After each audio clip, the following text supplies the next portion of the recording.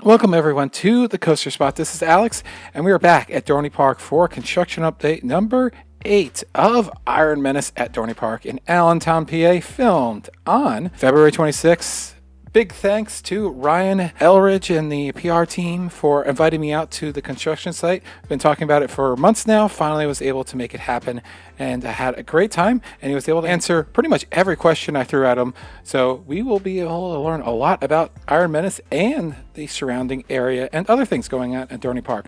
But of course, since we last had an update, that tilted loop has been completely put in place along with the final inversion, a corkscrew. Both of them look fantastic, especially that tilted loop. We have some other information about the development of the roller coaster. Crazy enough, the development of the ride only started last January, and we actually found out about the permits and the groundwork and all that stuff in February. So we knew about things pretty early in the whole process, which is quite interesting. And one of the reasons that B&M was chosen was because the management, maintenance, everybody have really enjoyed their experience with Hydra and Talon, and just another great product from B&M as far as enjoyment that the general public will have of it, and maintenance definitely loves them. So, and another reason was because B&M was able to work within the space that Iron Menace occupies, obviously, and not go into the ride area of Possessed, because the park is very dedicated to actually keeping Possessed. And as we'll see later on, Possessed is kind of in the middle of their themed area, which is called the Steel Yard. And at this time, there is no plans to retheme or repaint the coaster this year, but hopefully in the future they will be able to do that, just not really in the budget quite now. I'm very interested of this tilted loop, and I wanted to know why they chose this, so let Ryan tell us why. So the tilted loop, element we really haven't seen on a stand-up since 1998.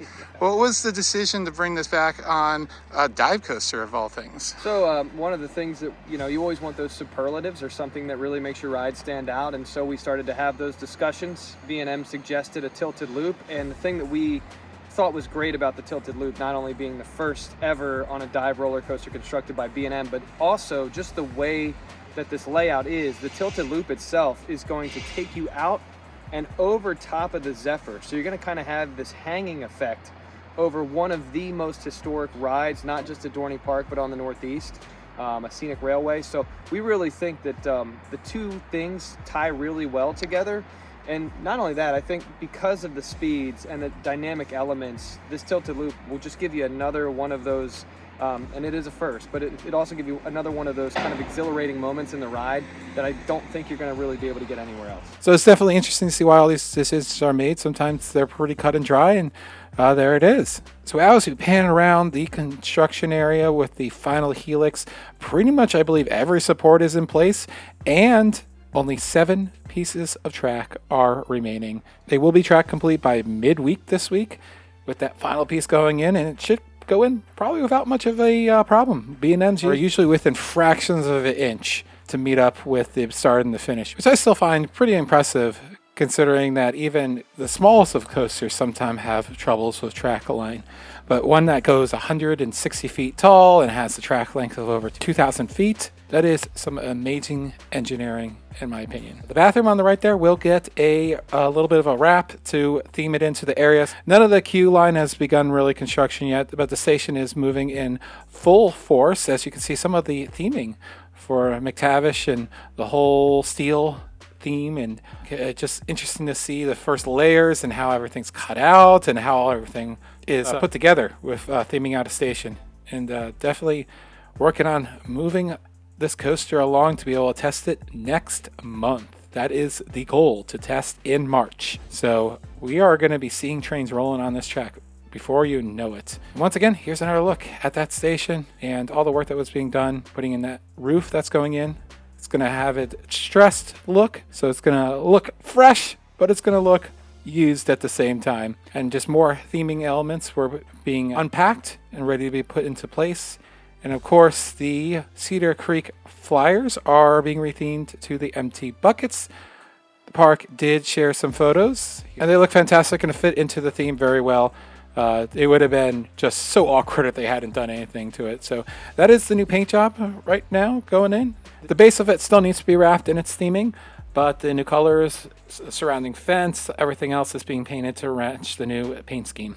Another thing to mention is how close and how daunting this coaster is going to be. You're going to have to walk all the way from that Immelman along the length of the lift hill with it right next to you. It's actually probably going to be quite intimidating to the riders that have a little bit more of a fear of roller coasters. I like it because it provides some great photos. As we take a look at the station and the general area where you're going to be entering into the attraction, this is going to have fast lane on day one. It will not have a single rider, but the bin storage for your personal articles will be similar to what Canada's Wonderland had on Yukon Striker, with a conveyor belt system which you will put your stuff into a bin. It will be magically transported over the train and over to unload, so it will make storing items simple and easy, and there will be a on-ride photo available for purchase.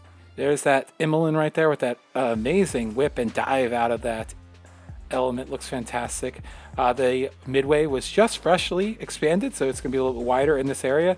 Definitely needed that. It was going to be a bottleneck if they hadn't, and that is where the new sign is going to be.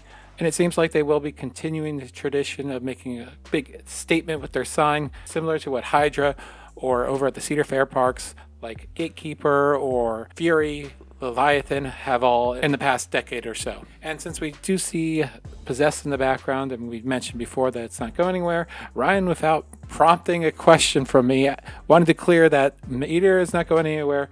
I was unaware of any rumors, but it's not going anywhere, so you can stop those rumors. It's here for the time being if you need to get all loopy. Looking at possessions, that is gone. That is not going to be a thing, because right next to it is obviously going to be a gift shop, and inside, here's what it looks like. It's been completely gutted.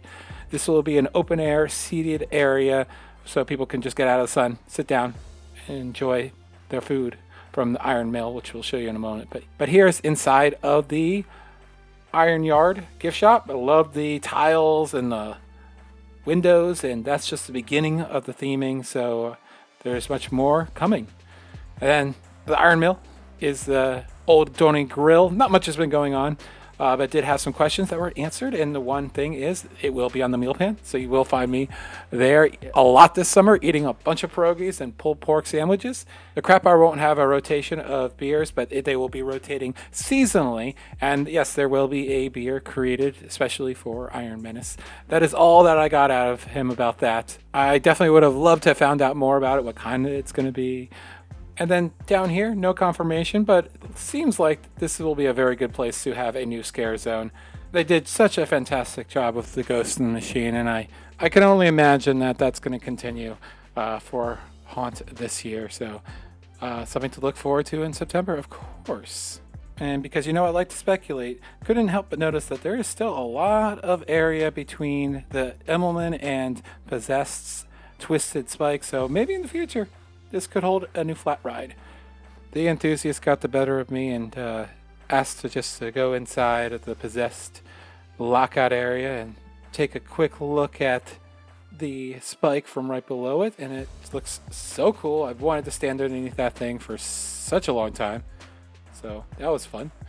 Moving on, everything is just wrapping up with the erection of the steel and the final touches, tightening everything up, putting the grout between the supports and the footers, and there you can see that right there. And as we can see Thunderhawk in the background, have to mention that there will be some celebration for the 100th anniversary. It's not going to be early in the summer. They want to get through Iron Menace opening, and then they'll have a celebration, really do it up for the 100th sometime in June or July. So there will be new decals put onto the train. And another thing is there will be themed audio within the area.